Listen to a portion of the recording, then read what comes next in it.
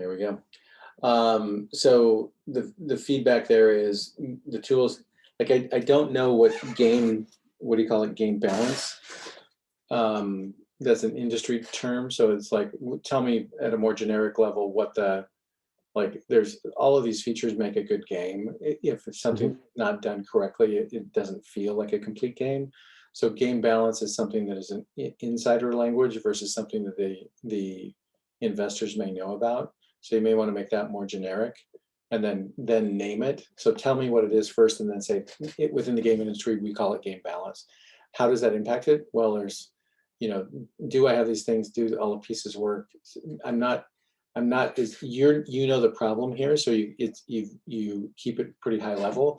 I'd like to get a little bit more like make me feel that pain of if game balance is out of balance, and then just tell me why the market's big, because the big question is it a $4 million business, a $40 million business? Help sell that is going to be one of the important things. Okay. Yes. Awesome. All right, next up is ZoomV. You can go ahead and unshare your screen. Hey, so yeah, I'm gonna put my own timer on as well. Great. Yep. So ZoomV helps engineering managers manage their developers. We help with everything from onboarding to one-on-ones and reviews. So we came up with this after having spoken with 100 people, engineering managers. We didn't even write a single line of code before we spoke to 100 engineering managers. The problem is that engineering managers, when they do one-on-ones and onboarding, they have to use Google Docs, they have to copy-paste templates, they make things in Google Calendar, like reminders. It's very inefficient. Some of them go as far as doing Trello, but it's also very inefficient and doesn't really suit what they need. So we are building a tool also for developers to do the reviews that helps them to save an average of 60 to 90 minutes per developer when they need to do the reviews. So our solution, number one, we automate all the workflows, all the small tasks, all the big tasks that sometimes takes hours or even weeks per year. We also increase the efficiency of engineering teams by giving an iterative loop. We help them figure out what's not working in the process, which is very important for engineering managers. They want to be effective. They want to be really good at what they do. And also we recommend the engineering managers what issues to discuss in the one-on-ones. This is a 10 billion market. There are 23 million developers managed by 4 million engineering managers, and the market is growing. There's going to be 45 million developers by 2030. Still working on a competition slide, but basically most of the tools focus on HR and focus on kind of generic one-on-ones without a specific focus on engineering teams. The time right now is very good because we know that engineering managers struggle to retain developers and kind of review them, and with remote work, there is all kinds of new issues, and we know this directly from speaking to users. So right now, we have a basic product out there. We have 11 users onboarded, 3 of which prepaid on a Figma demo. One of those was 85 million Series B company with 45 devs. And we want to get to 5K MRR by 25 paid companies by the end of the year, and 100K MRR with sort of an enterprise functions already in April 2022. The distribution. So right now we have 1,000 engineering managers on LinkedIn. We have a Slack community with almost 200 engineering managers, and we expect to achieve 200 freemium users from this. As we scale and kind of go more into self-service and mid-market, we want to continue what we're doing now, focus on paid LinkedIn promos as well as content marketing. Next year, we want to start out on enterprise sales, have a playbook, and increase the product to $50 per user per month, making it $600, which is in line with what competitors charge for a similar product. Our team, it's me, my skill set is in product and marketing. It's my second startup. And my co-founder Arturs, who's a CTO. He's ex-Twilio team lead, and he has 5 years experience as a software engineer. So we need the money to build out the product. We are at 750. We want to get to 750 freemium users from that. We're going to spend 60K on marketing, 60K on development, and 30K on other expenses. We also want some mentoring. So like specifically SaaS mentoring on road mapping, metrics, and preparing for the VC round. And also we definitely need some help on enterprise sales. So the enterprise sales book and playbook, hiring for salespeople, and yeah, that's us. Right. So you got about you're 3:39, so you have time to slow down, take a breath a little bit. Your natural cadence is fast. So when you need to make a pause, take a chance to make a pause. The 100+ customer interviews is a great way to stick the opening. For other folks on the call, this is an example of, if you don't have revenue, 100 discovery calls means we've still done a ton of work, right? So that it instantly gives you credibility. And if you have traction, lead with traction. If you have customer interviews, lead with customer interviews. So great point. Also, do you mind going to your milestone slide for me? So one back, that one. Yep. So this is a great example of a milestone slide. It's simple, it's clear. I can review it as you're talking to it. So I just want to point that out as for everybody else. If you don't know what your milestone slide is going to look like, this is a good example. And I appreciate the fact that you did not read me the slides. So thank you for doing that.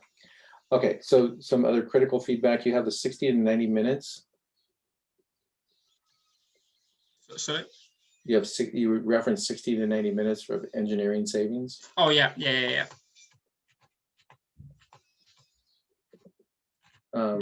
You're there. So, but you're missing your denominator. Is that per day, per week, per year, per whatever? So yeah. You just, I missed the, if it's over their lifetime, it doesn't matter. If it's a week, it's incredible. If it's a month, it's great, right? So just put in the denominator.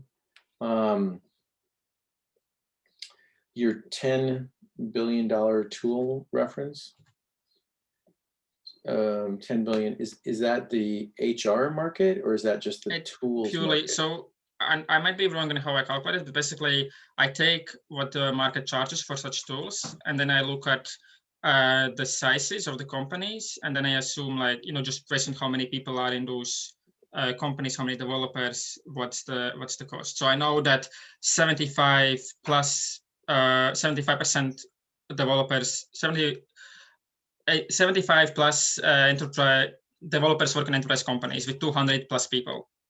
So then, we take 600 times those developers, we come up with that sum. And then for the smaller market, where we cannot charge. I'd probably whack that market down and just give the rationale around, because free is my other option. So people are using Google Docs today or Google Sheets today. So it's like, it's not really a $10 billion market in tools, but it's clearly north of $1 billion market in tools. So I'd probably make the guess there, Bertrand, says, like, if the bottom up version of this, if based on the number of companies and the dollars per user, it's north of a $2 billion market, and I'd be like, check, move on, right? But 10 billion feels too big, right? Because it's still incredibly fragmented with lots of hacks that are being used instead of tools. Does that make sense? Yeah, and if I make it 5 billion, does that sound better, or? Yeah, again, 5, it feels big, where I'd be like north of 2 feels like that's still a big market and growing. But right now, because it's fragmented, I'd probably make it north of 2, with the idea that it'll probably be closer to 5 in a few years, because people are moving away from Google Sheets and generic tools into very specific tools that are high value add. That way, I'm framing the total addressable market in a way that feels reasonable without being out of sight. Mm-hmm.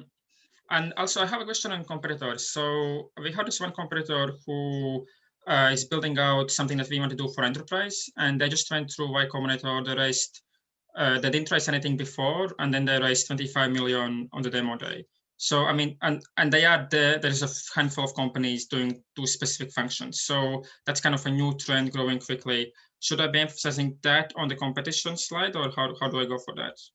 Yeah, I would, because so here's where copycats. You're not really a copycat because they just launched, but the idea here is that in the U.S. venture capital market, if I went to my VC and said, "Hey, we just raised $20 million," their answer is own the U.S. market first and worry about MENA later, which gives you a 6 to 8 year runway before you even have to worry about it, right? Mm-hmm. So just know that that's the runway opportunity. So I'd put them there as an example, but also give a head nod to they're not getting to MENA anytime soon. Mm-hmm. Make sense? Yeah. Great, good job. All right, Pablo. Yeah, hi. All right. Can you guys see the screen? Yep. Cool. All right, so I am Žiga and welcome to Pablo. Can you just Marco click that? Yeah, and you should be able to. No, I'm not able to do it. All right, I want to take you back on a memory lane and remind you how video killed the radio star back in the 80s. So live video is currently doing something the same to all other content. People are watching live content 10 to 20 times longer than any other on-demand content. And if you put yourselves into the mind of a young retailer, entrepreneur, you know that 50% of people that actually see your advertising story will completely ignore it. And only 3% of those people, of the other half, will actually buy the product at the end. So you need to stay intact, you need to interact with people in real time, people enjoy that rawness. And those people should actually buy the product right after they feel the need of owning it.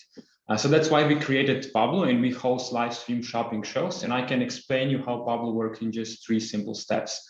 The first one is you create your show, you set a date and you invite your audience. Second one, you stream with the best camera you already have in your pocket, basically your phone. And third, you sell stuff, you earn money, and you grow your network with our built-in payment solution. On the other hand of the marketplace, Pablo enables buyers to enjoy weekly shows from their favorite creators.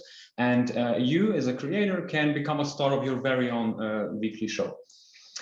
We are Pablo, here is Alyosha and Marco. We've been friends for more than 10 years, and we've actually run a business together, a product development studio called Shape, for the past couple of years.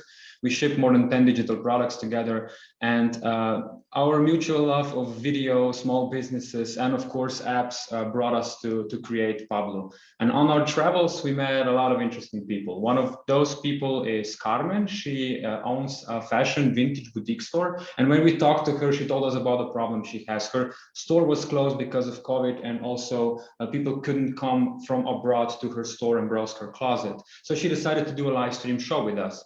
And she made in an hour more than she actually did make in an average day of her store being open. So she was pretty happy with the result. And there are more than 4 million people like her on Etsy, the biggest micro-business marketplace on the world. And they sell combined more than $10 billion worth of products per year. And this market actually grows around 21% per year. Even better statistic is video streaming market grows additional 25%. This is exactly who we're up against. We're up against big companies with big market shares, but low customer engagements. And this is what Pablo is currently solving. And so far, we actually launched a prototype and we did 14 experimental Pablo shows. And we took around 15% commission on each transaction. This will kind of roughly translate to 130 viewers and 70 euro net revenue per show. We are projecting to grow our shows to 100K by 2023. And these are our rough milestones. So on the first milestone, we'll have to work on some of the technical stuff and also start closing our partnership. And the second milestone, we'll start releasing the app for our buyers and also close some letters of intent. And on the third milestone, we fully launch Pablo with 200 weekly shows. I want to end here this presentation with just a thought that social commerce we all know and love. It's not just about being present on social media. It's more about that raw, authentic approach with your audience and the love they feel when you step behind the camera. Yeah, thank you very much. We are Pablo, and we are here to be the platform you shop on. Awesome. You're just under 4 minutes. I want to retool some of the structure because I'd rather have you slow down a little bit and land some of the points really well. So the video killed the radio star to me isn't as important as, so if you get it in time, add it back. But for right now, I would take it out and go right to the problem, because when you start showing the scrolling and the percentages, the problem's nailed. And it feels like the video killed the radio star is a legacy artifact from a previous pitch, right? So just know that if you have time, add it back in, but if you don't have time, feel free to let it go. Yeah, that's literally the previous pitch. So we are currently working on the new version, but it's only half baked. So that's why we did it. Yeah, no worries. The Dior example, is that a real example? No, that's Jennifer Lawrence. So no, we took this right. from. No, that was my point. So I would rather have you go to a real example and show that one use case of your actual customer, rather than the you know, highly produced version of the Dior one, because it takes me down a different story narrative of Completely agree with thinking you. about your business than thinking about the one where there's thousands of users, right? So which is your example of her.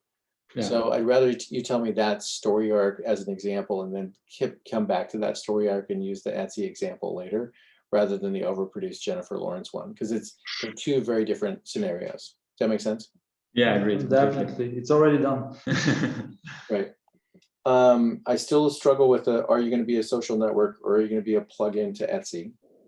Right. So I think I'd like to see you address that. Like, this business will be successful if we are just taking Etsy vendors and making them successful. This business is a big business. If we turn it into a social shopping network and a social network, it'll be a huge business. Yeah. Right. Because they're two very different components. But Yeah. building a social network is expensive. So if you can take her example, these creators' examples, run it on top of Etsy and get a commission of 15% for every, so because I kind of look at Etsy and go like, super less competitive compared to a social network. If this works well, then, you know, Twitter's going to try it, Facebook is going to try it, just like they're trying it with Clubhouse. Yeah. Right. So I'd rather keep that story arc, but at least give a head nod to like, this is a big business without it being a social network. If it is a social network, it's even bigger. So that's kind of the way I'd lean on that. So do you think that we can literally say that this can be a big business without being a social network, but if we add this to it? Yeah, I mean, if your value proposition is, listen, we're going to help creators build their own channels and monetize them via product sales on top of Etsy, that by itself is I think that is a big business. You'll have to do the math on it to convince me. But to not talk about building your own social network, there's two very different business dynamics. Course, right? yeah. If you're going to build a social network, you have to have a viral coefficient where the network effect is greater than 2. And you're going to build that into the business with the hooks of the business, which means they have to go acquire massive numbers of social users, right? And it's a deliberate strategy.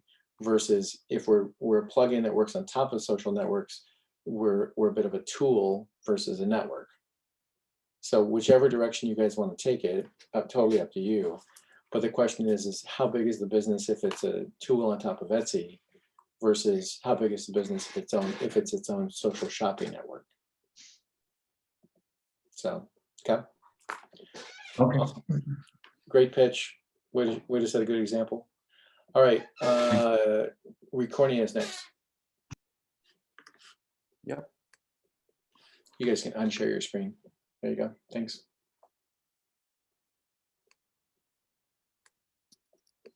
Should be able to see a PowerPoint. Yep, you're good.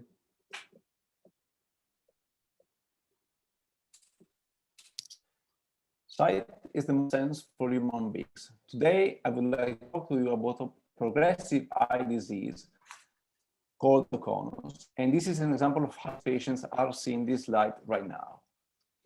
The disease is caused by a mechanism of weakening of the collagen and thinning of the cornea itself, which is leading to a protrusion of the central part of the eye and to a very poor quality of vision. The problem that these patients have to face right now is that they have to go through a combination of 2 surgical techniques, the cross-linking and the intracorneal ring segments. The first is a therapeutic treatment, a pharmacological treatment. The second is an implantable device. The cross-linking is quite effective in limiting the progression in early keratoconus. The intracorneal segments are originally designed for myopia and used just as secondary use for patients with keratoconus. That leads in being non-effective in at least 50% of the keratoconus cases. Being a progressive eye disease, if left untreated, this disease will lead to total blindness, which then means the need of a corneal transplant, a procedure emotionally, psychologically intense with long waiting lists, to which just 3% of the keratoconus patients have really access to. And in any case, there are costs and risks associated very high with the procedure. What we have developed at Recornia is the first nitinol corneal implant to treat keratoconus, the Grosso implants. where the uniqueness stands in the curvature of the device, which is designed during the manufacturing process and imposed by the device to the corneal tissues for a complete and precise remodeling of the entire cornea. We have placed the Grosso implant in direct competition with the intracorneal segment and as a complementary treatment with cross-linking. So the Grosso implant to improve vision, the cross-linking to limit the progression. We are targeting an annual growth market of 1 billion every year, with a SAM of 400 million, just considering Europe and US, which then means a sum for 18% of market shares for around $73 million. We are specifically targeting patients at stage 3 and 4, where there is a lack of current solutions available, and this counts for 50%, around 50% of the total market, which are then going to be included also patients at stage 2. We have already validated the product as part of the preclinical on pig eyes and human corneas to validate the ability of the device to remodel the entire cornea and the procedure to be a standard surgical procedure. In terms of instructions, we have already developed the product. We are working with contract manufacturers in outsourcing, certified 13485, and the patent in Italy has been granted, and we have extended the patent in the age geographies that you see in the slide. We received 2 pre-seed rounds. We are now in the preclinical, looking to start the pilot clinical trial in the next 12 months for 11 months in total to then get to the CE mark at the end of 2024 after a pivotal clinical trial. We have more than one contract manufacturer, LOI signed with ophthalmic companies and distributors in different geographical areas of interest for a final selling price from $700 to $1,200 per device. In terms of the team, in addition to myself and Moses, respectively the CEO and the CSO, with a background regarding myself in biomedical engineering. This is my 3rd startup. The first 2 we exited through an IP exclusive license agreements. Moses has a long experience in running clinical trials in both biopharmaceuticals and medical devices.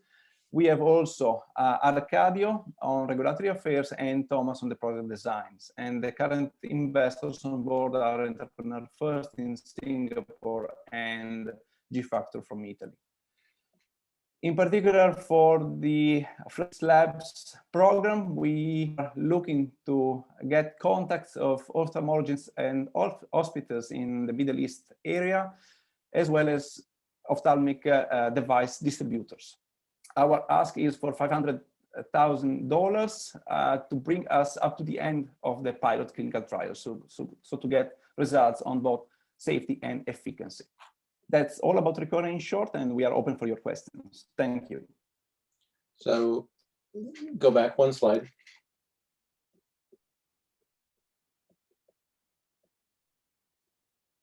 So what's the number down in the bottom right-hand corner? Sorry? The number down in the bottom right-hand corner. What's that number? This number here? Yes. The number of slides. Yes. How many slides do I need to be? So yeah, that was a So question. My point is, Emiliano, is that you can't get 24 slides into a 4-minute pitch, even if you talk super fast. So go back, trim these down. There's lots in the problem early that you can trim down and get rid of, and but thin them down so that you can talk slower, right? So your transitions, because of your internet connection, were super slow. So there was weirdness there, and some of the audio was weird. So I need you to trim these way back. Okay. And because you can do this, you can get it down to 14 slides and make the same point.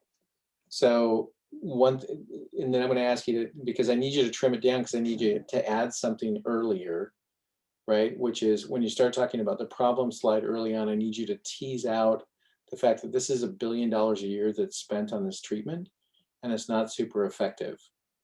So you can get to the size of the market later, but I need in that first 3 slides, the problem is good, the fact that you show me the visual of what the problem is, but I need you to tease out that This isn't 3 people a year. This is $1 billion in treatments a year that is super ineffective, and our solution is much more effective.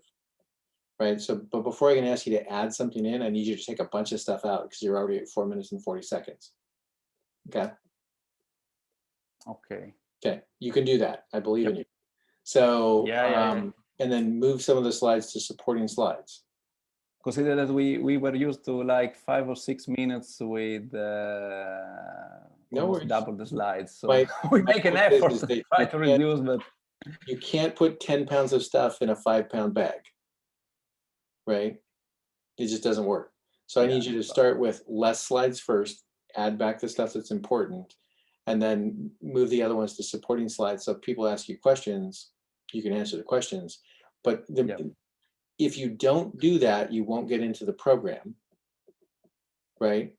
So I need you to like retool because I need you to be under 4 minutes. Right. And then they can ask you intelligent questions.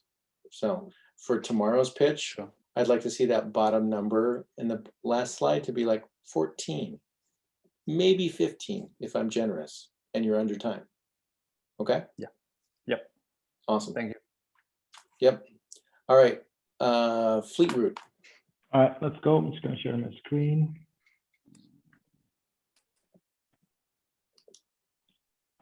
Can somebody, okay.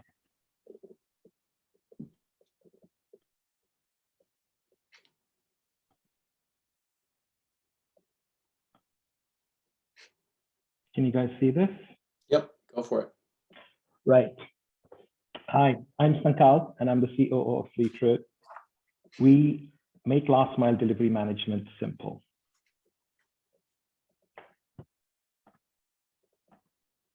Let's assume I make $1 per delivery as a business. Per this research by Deloitte, it's costing me 96 cents and I'm left with 4 cents, which essentially makes me a club or a not-for-profit, both of which I am not. So how do I get a handle on how much it costs me and how I can improve parts of my business that take me to success? Fleet Route solves with these problems by giving customers information into parts of their business that generate costs and revenue on a single web or mobile application.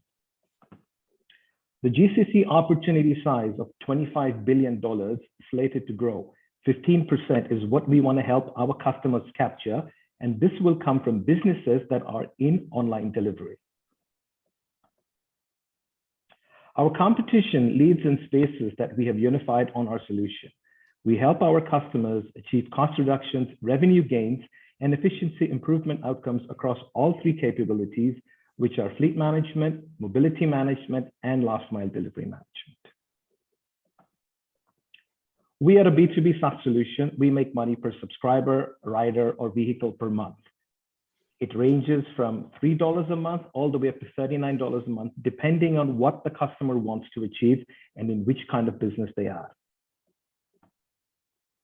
As a team, we bring the experience which is requisite for a company of this nature, with our CEO bringing in experience from Europcar, our CTO bringing in experience from Wipro, myself bringing in sales and business development experience from Tech Data. On the product side, we have our head of product who brings in experience from Accenture, and we have a mentor who helps us with our finance and planning. We are profitable and ready to scale. Our unit economics are 3,500 vehicles thus far from 180 customers that have generated $1.6 million in revenue to date, and our ARR is somewhere between $280,000 to $300,000 annually. We're looking to raise $500,000 that will take our ARR from $300K to $2.5 million. How are we going to do this? By allocating the money raised into hiring sales and business development champions, improving our marketing game motion, and also putting money into the product. That's us. Happy to take questions. Awesome. Well, you're 238. So the nice thing is I can add back the stuff I need without having to have you take stuff off. So go all the way back to the slide 2 for me. So overall good pitch. I get your, go back to your opening slide. Your tagline is clean and I really appreciate that. Like I get your simplified in order and delivery and the last mile piece. So go to the next slide, your problem slide.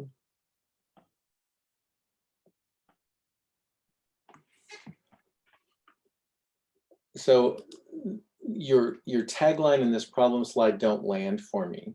They're a little confusing. Like, is it last mile? Is it fleet? Is it like, so land a problem here for me, Sankalp, around like, is it really last mile delivery? So I get that this is the outcome of last mile being bad, but I don't understand why it's bad unless I understand your market already. So I know this a little bit. I share those concerns because I'm not really happy, and I've been putting my head to, you know, get a proper landing, because these two are not dovetailing nicely. Yeah, I mean, it's a great Deloitte slide, but I thought I knew what you were doing, and then I saw your problem slide and I was confused. Right. So I need to bridge that. Okay. Yeah. So don't worry about whether it's Deloitte or not. Just give me a real, like, these are the three biggest problems, right? So last mile delivery, super inefficient, it has to be ordered. Here's the problems. You can't do the right, but give me like, oh my gosh, yeah, I understand. Like, make me feel some pain. Okay. Because right now it's a super abstraction, and I'm like, maybe it's a pain. I don't really know. Right. So Got it. and then you go to your solution slide, the next one. So again, this is your tagline and this one are okay, but the one in the middle is like, I don't get it. So this one, okay. Okay. Then when you get to the ones you make money on, like our LTV to CAC ratio on each of the categories you've got. So if last mile is where you think you're going to make your most money, and mobility and fleet management, like, tell me the last mile story, and then tell me why you're going to go into mobility and fleet management as well, because it's a logical extension of it.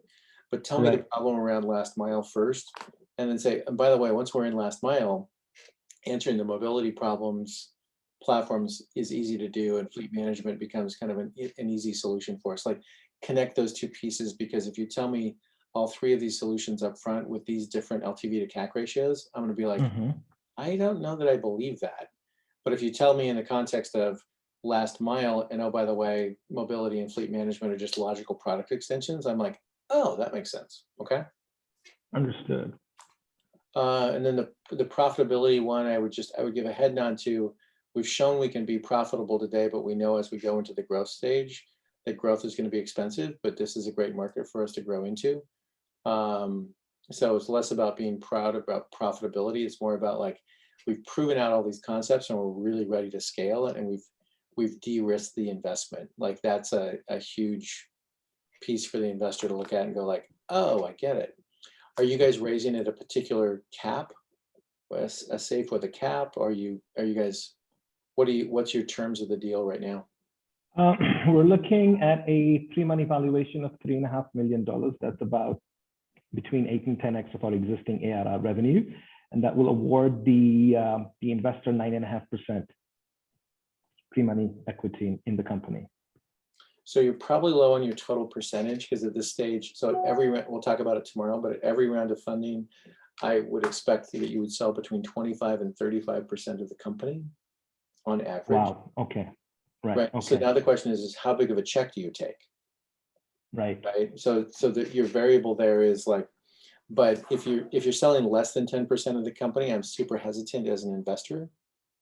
Because usually each round of funding is 25 to 35%. That's the general heuristic. Again, we'll talk more about that one tomorrow morning. Okay. Okay. Noted. Other than that, it's coming together. You've got time. So I just need you to tell me the problem story. Take some time to tell me that problem story early. So I'm like, oh yeah, I get that. Oh yeah, I see where the problem is for a business. Oh yeah, this is how you're going to fix it. Then I think the storyline comes a lot better. Okay. Okay. Thank you very much. Yeah, of course. All right. Next is GeoJet. Yeah. Scroll backwards. I got there. I'm going to be sharing my screen right now. Give me a second. Yep. Can you see it? Yep. You got it. Okay. So GeoJet, one tool for location-based marketing. Why we call GeoJet? Because we operate in geo channel. And what do we mean by saying a geo channel? It's online maps, local search, voice search, reviews platforms, and navigators. So what about it? This channel is rapidly growing. And as you can see here, from 2009 till 2020, the growth was about 50%. And with this growth, this channel is also rapidly changing. So if previously it was enough just to be listed on different geo services like Google Maps, Apple Maps, etc., right now it's not enough. And you also need to promote your business actively by giving your customers special promotion offers, etc. So, and for that, we've built a special tool which gives you an opportunity to update your business information, give your customers special promotions, and do content management for your locations in geo channels such as Google Maps and Apple Maps. Or so how we do that? We basically gonna take your business location information about your business locations and submit it to different platforms like Google Maps, Facebook, Bing Maps, and so on. And then you would be able to manage all of this location from one single dashboard without any need to be constantly switching between all of these platforms, which could be around 50 or 30, depending on your business type. The global market for it is huge. It's about $10 billion, and a market that we are honestly aiming, it's about $30 million. So I haven't prepared this slide about mini market yet because I didn't have enough time, but by the end of our acceleration program, I will do that, promise. About our competitors. So there are a bunch of competitors, but they operate somehow in different niches. The biggest competitor and probably the most famous company is Yext. They just went public like 3 or 4 years ago, and there are some more, but it doesn't scare us. We also operate in the niche of SEO, just because, or if you want to be listed on Google Maps and Apple Maps, you also need to use the right keywords and naming and so on. And we also help you with that. So our perfect goal is to be for geo channel, something like SEMrush is for SEO, and SEMrush also just went public a few months ago, actually, and the public valuation is about $2.5 billion. Our growth, we started in 2018, and in 2019, our revenue was only 10K a month, and right in 2020, it was 50K. So we're about growth, and we operate in Russia, CIS market, so Commonwealth of Independent States. And among our clients, we have the biggest telecom operators, banks, and so on.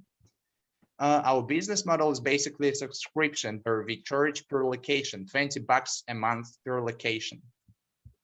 So, and right now we're also launching in the American market. So basically that's for what we need investments. And we also would like to try how our tool could be fit, or could it be a good fit for MENA market. So, and right now we also finishing our MVP prototype, and then we are ready to launch. That's our team. So we have expertise in different fields, and we basically cover everything from tech, marketing to sales. Our ask from Flat Labs is expertise on launching, how to launch to MENA market and connections to retail chains, banks, telecom operators, investments of 50K or $1 million, just because we got our pre-seed round of investments of 135K, and right now we are just preparing for a seed round. And of course, it's always about networking and global net of connections. That's me, and if you would have any questions, I will be ready to answer them. Awesome. So you're just you're at 4:04, so you're right on time. Though I haven't figured out what I want you to take out yet, but I need you to really land the problem earlier with more explanation, because right now it's like you get into like slide 3 or 4, and I'm like, I don't know if I mean, I kind of think that maybe there's a problem, but I'm not convinced there's a problem. And I really need you to land like, listen, today local businesses are trying to manage, up to 50 different accounts based on geo targeting, right? So is their profile right? Is their location right? Is their office hours right? Is there like this? It's crazy because it takes more time to add it versus like we built a single platform that allows them to use an API to plug into all of the systems, update their hours, update their menu. Like, tell me the use case of a customer as part of the problem, right? So a local restaurant, but tell me one that's like a big enough one that really is your target market. Because right now I'm like, oh, everybody could use this if you're geographic specifically. I'm really interested in like who's going to use it, not everybody. You get to $25 per month per location. Is it really $25 per business location per month? $20 actually. So Okay, yeah, per location. But it's not a location, it's $20 per business location per month, right? Yeah, absolutely. So my question there is just land the difference of like who the customer is, the business, where it's all about the business, where, you know, so it's $20 per business location per month. So if it's a multi-unit retail location, then it's going to be $20 per, going to be $100 a month. If it's somebody with a franchise, it's going to be thousands of dollars. Like, I'm connecting those dots in the math. So one caution for everybody is never have investors do math for you in their head. It will always be wrong. So connect the dots for me rather than to make me connect the dots, okay? So I'm not sure what I need you to take out yet, but I think if you fix the problem tomorrow, it'll be easier for me to look at it and go like, do less of this, but stick the problem solution right up front, okay? Got it, thank you. Yeah, nicely done. The concept is next. Hi, I'm just gonna. Hey. Are you able to see a full screen? Yep, you're good. Go for it. All right. So my name is Maria from The Concept, and we're building a tray to revive the aviation industry. Right now, there's a growing problem of 1.4 million tons on every single year that is waste of untouched food and beverages that are disposed post-flight. And this values out to be $3.9 billion every single year. So this is where the problem actually lies, between the flight catering centers and the flight itself. So when everything is boarded on board a flight and it's served and eaten, post-flight, there's actually no data that's being captured of food and beverage consumption on board an aircraft. This leads to limited passenger data preferences, excessive food waste, as well as very high costs for an airline. Neos Fly Plus is our solution. It's a lightweight in-flight smart tray. And we're embedding a tray with IoT technology that's able to track the product type, location, item availability, and product consumption. What can be captured is the specific data in levels 1 to 3. And mainly the percentages of food that is being consumed by passengers on board every single flight. What it solves is that it helps an airline understand their passenger consumption and preference. It's able to have predictive data for inventory visualization and forecasting in order to reduce an airline's costs. And it's able to save up to 50% in the F&B waste and cost for every airline. Now, we've actually already innovated and launched the base product of this tray, which is just the hardware side. We've made it 100% sustainable and recyclable. We've made it up to 30% lighter in weight, which leads up to $1.5 million in fuel savings for an airline. And we've made it completely antimicrobial, given the season that we're in right now with COVID. And not to say the least that it's 20% cheaper than a competitor. Along this journey, we've partnered up with some of the most leading industry partners within the aviation, flight catering, and production industries. And currently with Neos Fly, which is just the hardware part of the tray, we're in current tender with 4 airlines at a total commercial value of $10 million. Our partners and developmental partnerships right now with Neos Fly Plus, we've just recently signed with Etihad Airways, being our official aviation developmental partner. And by the end of the year, we'll have an annual $1 million contract at the end of the POC completion. And we've signed with our distribution partner, Orbec, which opens up to 20+ global airlines. Our market size for Neos Fly Plus, which is the technology, has a total available market of $2.4 billion and a service obtainable market of $300 million. Our competitive alliances goes from, compares the data capturing ability as well as the cost. So right now we sit at an affordable cost for airlines as well as with the highest data capturing capability. Our business model is pretty simple. We charge $1.5 per tray.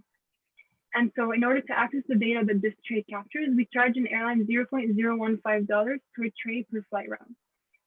So to give you a simple idea, per flight, we'll be charging an airline around $6, which is basically nothing for an airline. And we'll be reselling this data to flight training centers, hospitality organizations, and publishing organizations. And right now, our go-to-marketing strategies is through our distribution partner, as well as direct sales through existing partnerships. Our roadmap is pretty simple. We've grabbed onto the most leading technology partners, as well as through our airline development partnership with Etihad Airways.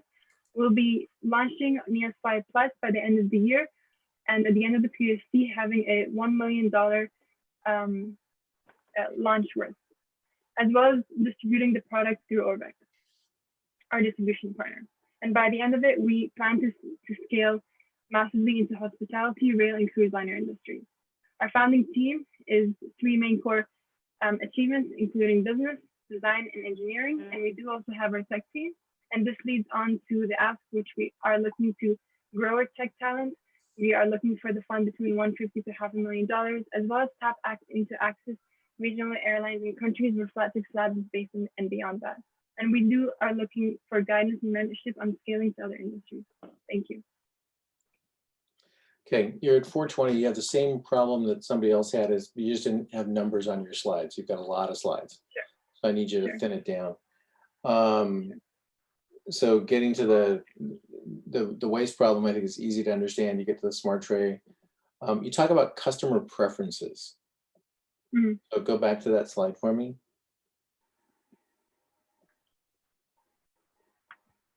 Over here, as in what we solved. Yeah, so I mean, are you connecting what I ate on the plane with my future preferences for the next flight?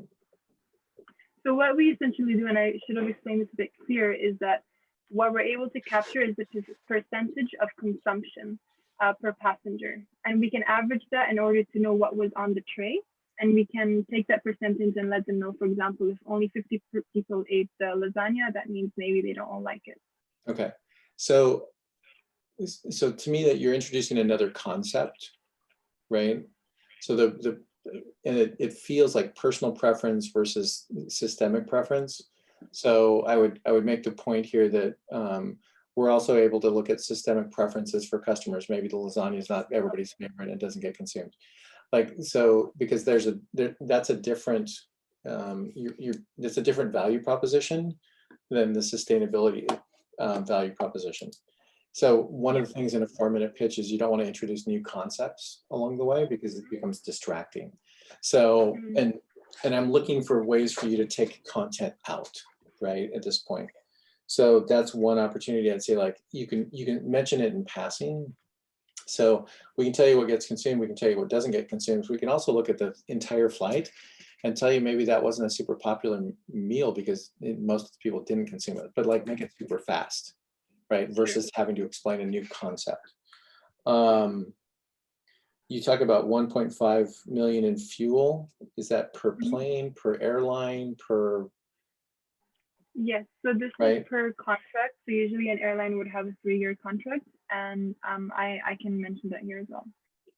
So again, this is just one that you're introducing a new concept away from waste and into it's still a waste related content, but it's a new you're introducing a new rabbit trail, and I'd like to see you do as few of those as possible, right? Sure. By the way, from a design perspective, awesome. For everybody else on the call, if you wondered what good design looks like, this is what good design looks like, right? So awesome from that perspective. Your 4-quadrant box is a little weird because your high is your low and your low is your high. So, to be honest, I think it would be great if you could actually give us some feedback, keeping in mind that we are one of the few to include hardware and technology in one solution, where these guys only do tech and these guys only do hardware. So it's very difficult for us to strategize that quadrant and clearly explain where we stand. So I would probably flip it and then say complete solution, replace low cost with complete solution versus hardware only or software only. Like, these two things have to work together to get to our solution. I'm like, that's interesting. But when the high lows are flipped and they're in the wrong places, I'm always like, that's weird. I think I'll flip those for sure. Yeah. So, so I think it's a complete solution replaces low cost. Partial solution is on the bottom, hardware only, software only. Yeah. So play with that one a little bit more, but those ones always throw me because I'm almost like high is low and low is high, and the sun sets in the east. It's super weird, right? Yeah, you're definitely right. Yeah, yeah. Thank you. Other than that, just how many slides are you at total?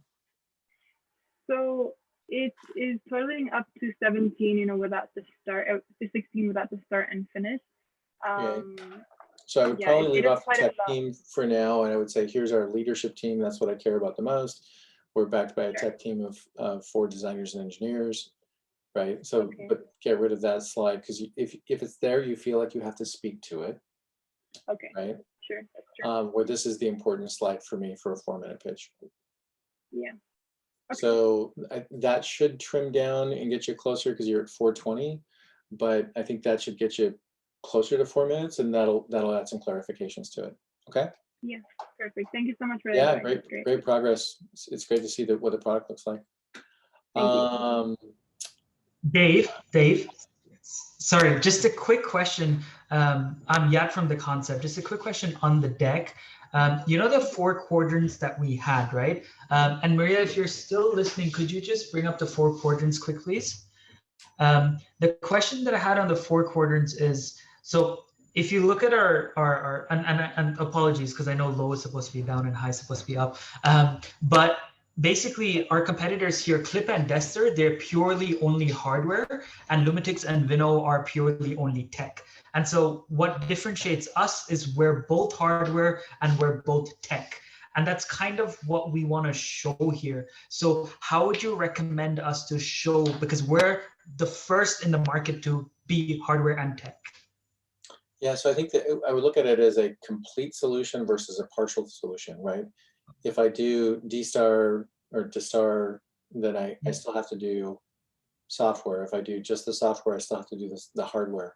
So I would probably do a partial solution versus complete solution, right? And put both of them below the line, or put, right?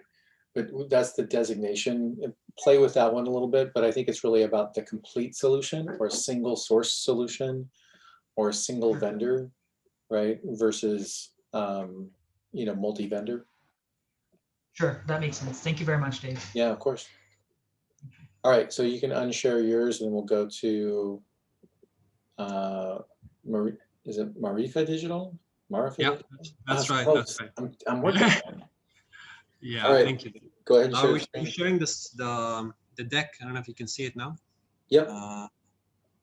Can you see it now in full? Yep, for sure. All right, great. Create, publish, earn from your e-learning content. We're a tech company providing e-learning content developers with the tools to create structured, engaging content in a simple, fast, and cost-effective way. Our road to pivot came from our experience that we've spent over the last 3 years working in B2B.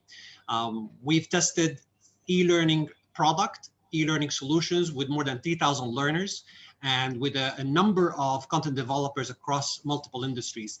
COVID-19 simply accelerated the adoption of e-learning.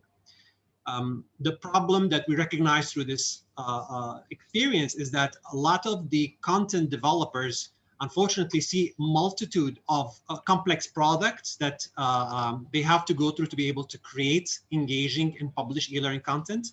The current marketplaces where they actually publish their e-learning content focus primarily on pushing the content to the learner rather than looking at it from a socially engaging experience for both the learner and the content provider. And also we recognize that the problem that content developers have today is that they're not really empowered to grow their return on investment from the time that they invest in their development. Our solution is really a complete solution where we enable and support the content developers to be able to engage in a socially rich e-learning experience with their learners. The addressable market is north of $250 billion. We're focusing on the product developers part, which is roughly about $16 billion, starting from the MENA region first and then growing outwards to the rest of the world. Here on this competitive analysis, we looked at from one side the content creation capabilities, and on the other side the social learning experience. And so the players that you see on the bottom right are primarily authoring tool players, and on the top left are primarily marketplaces. So again, as I said earlier, we're offering a complete solution. Our product roadmap is very clear. We intend to launch the product for our B2C market that we're pivoting towards the end of this year. We are offering a subscription packaged model that ranges from $500 to $3,000, in addition to a revenue share from 50% up to 90%. Again, keeping our promise for our product developers to earn more working with Marifa Digital. Our go-to-market strategy, we already developed a number of contacts with clients in the region, so we intend to go after these and push that strongly. The digital marketing plan would combine a number of approaches, looking at social media primarily. We also want to reach out directly as a business development activity for our academic institutes in the region. The geographies is very important. The MENA region is a big hub. We want to actually identify some of the markets that we're going to go after, like the UAE, Saudi Arabia, and Egypt to start with and test it out, and then move out to other markets, and then from there grow to the global market, and obviously look at some tested influencer in the space of product development to help us push that through. The team comprises of the top three are the co-founders. That's myself and Sari. You've been seeing them throughout this session. We have a background in consulting and in strategy and also technology. And the focus of our current colleagues is primarily content and technology. We recognize that we have to bring on board also the marketing expertise to support the team. Our ask from Flat 6 Lab is very clear. We want $550,000. We want your advice in taxation and legal, because we plan to work on multiple currencies, multiple geographies within the region and down the line globally. And also importantly, the networking to reach out to a number of academic institutes. Thank you very much. So way to land the time frame. You're like spot on 4 minutes. A few things I want you to. So the pivot slide's too early, right? I don't know where you're going, and the pivot kind of takes me off in a different direction. So I'd rather have you tell me about the pivot after you talk about your problem and solution, and then tell me how you learned about it. Then give me the pivot slide. I think that'll make more sense as far as the flow. Because I just kind of was like, oh, it's a pivot. Oh, what do you now? So, because you told me what you were doing, but it didn't work. Now you're telling me about the problem. So switch the order around there. I think that'll be helpful. Okay. Your TAM slide, it's too big. So global e-learning is, you guys are a platform tool to make it monetizable for people who create content, right? You're not actually selling all of the content. So the marketplace would be, yeah, go ahead. Right. So as a marketplace, you're not actually monetizing all of the content for $250 billion, but it's probably $2.5 billion as a tool that allows people to surface the right content, buy the right content, and get paid for buying the right content.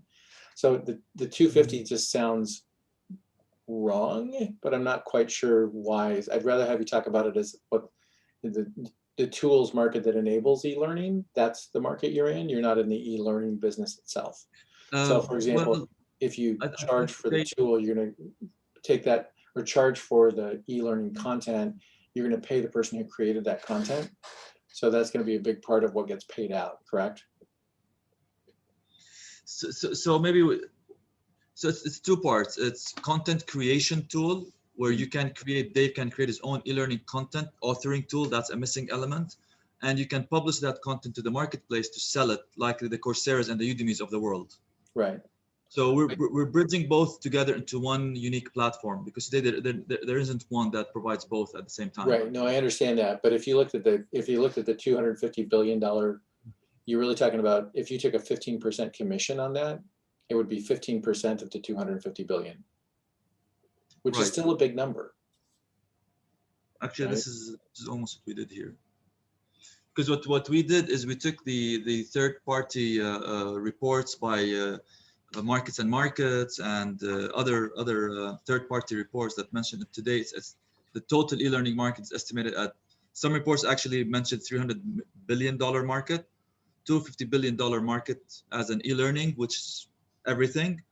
but then another reports talked about specifically online education, like the Coursera's world.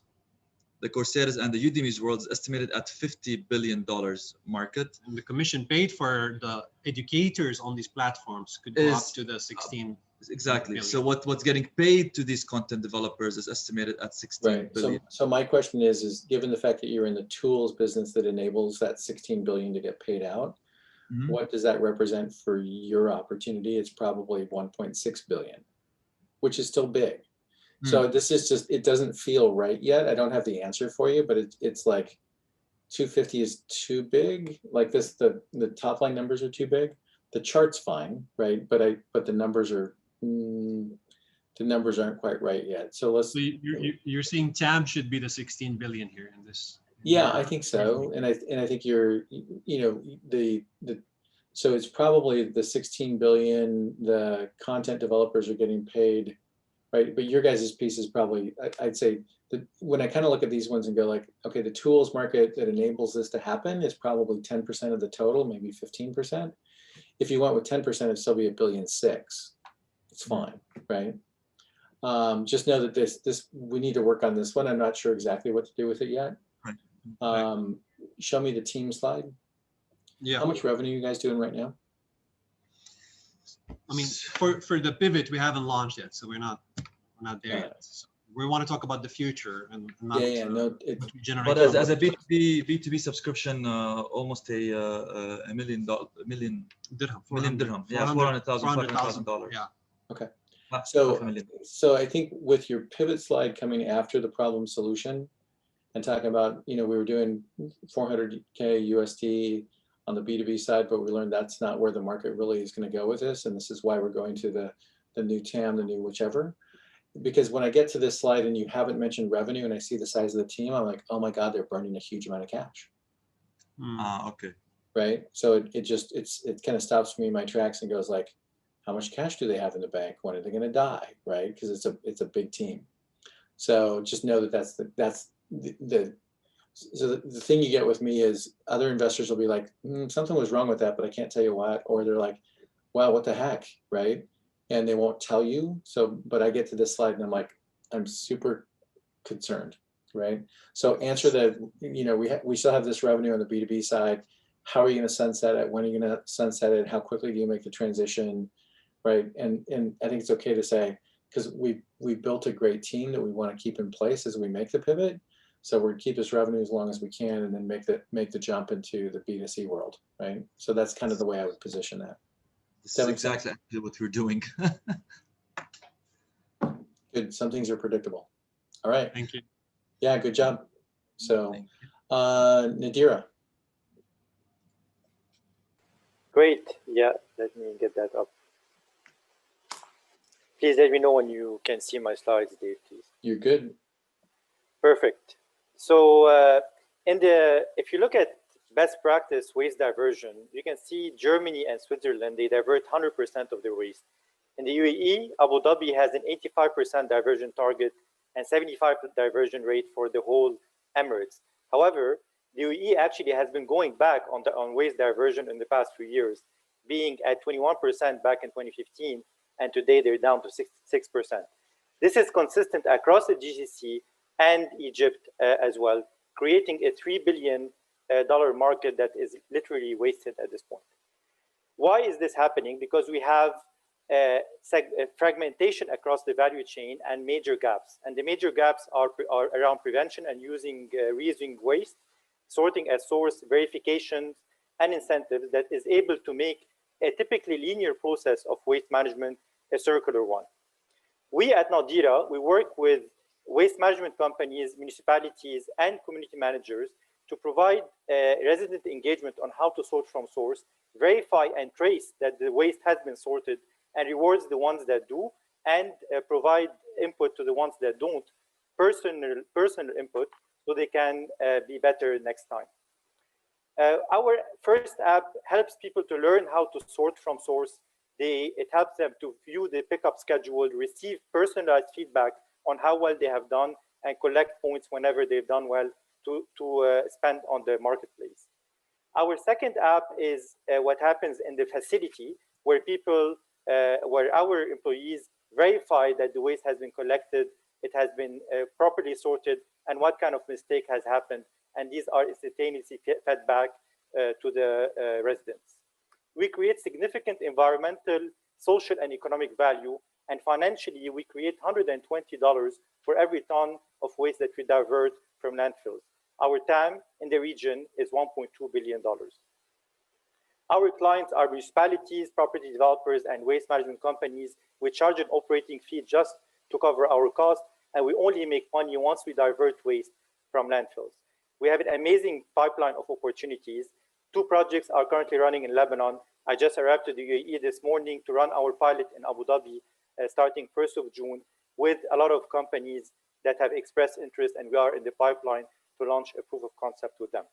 We have a strong pipeline of R&D that takes into account putting our transactions on a blockchain, using AI to automate our inspection process, and using X-ray machines for triage and quick inspections.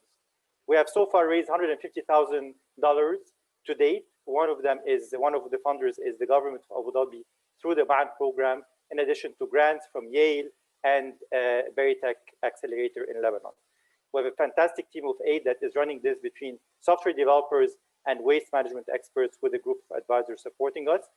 Nadira, it's fully aligned to Abu Dhabi policies and laws, and we think Abu Dhabi is a great place for us to launch from, and that's why we want to get into this program. What we are looking for are partnerships, strategic partnerships that allow us to grow and give us access, and investments to grow our technology, grow our team, and be able to pilot new projects. Thank you. Awesome. You're at 3:25, so I just encourage you to slow down, take a breath, take your time. I'm going to ask you to add back context to your problem slide, because you hit the ground running really fast, and I'm like, I'm not sure I know where you are. So it took me 3-4 slides to be like, okay, I know where you are now, but it shouldn't be a shock, right? Yeah. So I need you to give me context about, like, this is the problem, this is why it's a problem here, this is the context of global. But it felt a little circular. Like, I got your opening slide, it went into a problem that didn't feel like a problem, it felt like more of a statement. So, like, bring me along with you in the story. You have the time to do it and still kind of slow down, which is fun. I had to take out 3 slides to get to the 12 slides. So they were actually the context. So you're right. I'll add that back. Missing context, and you, again, like most everybody on this call, you've forgotten more about this market than I will ever know. So you just need to bring me along in the story, right? Okay. The R&D pipeline slide is probably one I would put to a supporting slide, because it takes me down in a whole different set of, like, oh, well, you're doing your blockchain. You're like, I would put that as a supporting slide. Okay. To recoup the time you get back for context. Yeah. And you mentioned some points about you get marketplace, or you get dollars back from our marketplace for the consumer. Points, yes. So we provide them with points, and these points, they can spend them on the marketplace. Yes. So I would probably leave that off unless you think it's an important monetization component, because it feels like the way you're going to monetize the most is from government payments based on waste deferral. So that feels like gamification, which maybe it works, maybe it doesn't. If you already know it works, great. But it feels like it's not the lead of your story, right? The way this becomes a big business is you get the governments in the region to say, like, this is important and this is how we're going to management. Right, and it's like the R&D story. The points thing is the same thing. It's like it's not the lead of your story. It's kind of like, oh, and yeah, by the way, the consumers use it because they get points and recognition and blah blah blah. But that's not the lead of the story. The lead of the story is, how do we get to $1 billion business by changing the way waste management is processed? Like, tell me that story and let all the other details go to due diligence. Okay. Okay. The only thing I would like to add here, if you allow me, Dave, is the points is a reward system that gets people to be incentivized to sort their waste from home. So if there are no points, people might not actually sort their waste. So it's the core. I totally understand. So, but the difference is when I ask in a 4-minute pitch, I want to get to, like, does this become $1 billion idea? Right. So that's a little bit of your secret sauce. Like, we keep people engaged to get them to sort themselves from home. But it's not it's the micro point, not the macro point. And I want you to, if you have time, keep it in, right? But it has to be explained a little bit more because it's not, the flyby that you gave it is not deep enough to understand it. Sure. So if you have time, add it back in. If you don't have time, keep it for like, well, how do you keep customer engagement? Like keep it for the Q&A is the Yeah. way I would do it. Sure. Does that make sense? Yes, yes, it does. Awesome. All right, I think that's everybody who put their company name in the chat box. If you wanted to do your pitch now, and feel free. If not, I will send you off to go work on your slides because that's your next big deliverable is go work on some more slides and clean up the decks. So parting questions for the day? Yeah, hey Dave, just a question on once we pitch on Thursday. So how long was the question answer period? I know it was mentioned, but unfortunately it's I don't have the number. Like, is it 4 minutes as well? So you have 4 minutes pitch for 8 minutes of Q&A. Okay, yeah, got it, thanks. Yep. Other questions? Okay, so topics for tomorrow. We'll be going through kind of fundraising fundamentals. Some of you have already done fundraising, but I want to give you investor profiles and help you understand how investors are making decisions, what's going on behind the scenes while you're doing your pitch in front. We'll talk about building out your product and company roadmaps. You had a couple of good examples of roadmaps today and timelines specific for this one. I'm going to touch a little deeper on what's going in, again, behind the scenes. And I'm going to give you a quarterly planning tool that's kind of a light strategic plan around, hey, what are my major milestones, major hires, major financing components. We'll talk a little bit about pivoting, and then you'll get Ryan, myself, and probably Fauzi for feedback in the end of day pitches. So know that that's what's coming for tomorrow. Once Zoom's processing of the calls are done, I'll get them posted again with the slides for tomorrow. So any other questions? If not, I'll send you off to